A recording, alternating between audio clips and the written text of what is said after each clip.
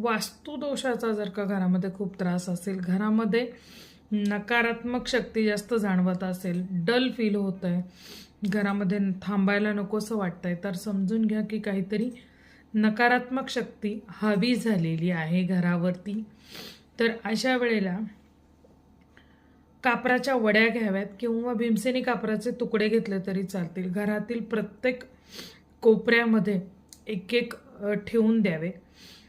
ज्या वेळेला तुम्ही फरशी पुसता त्यावेळेला एक कापराची वडी तुम्ही त्या पाण्यामध्ये चुरगळून टाकावी. त्याने नकारात्मक शक्ती बाहेर पडण्यासाठी खूप उपयोग होतो.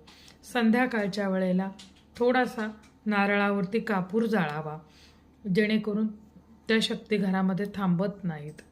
घरामध्ये मंत्र उच्चार, देवाचं नामस्मरण हे घडलं पाहिजे. ह्या गोष्टी लक्षात ठेवाव्या.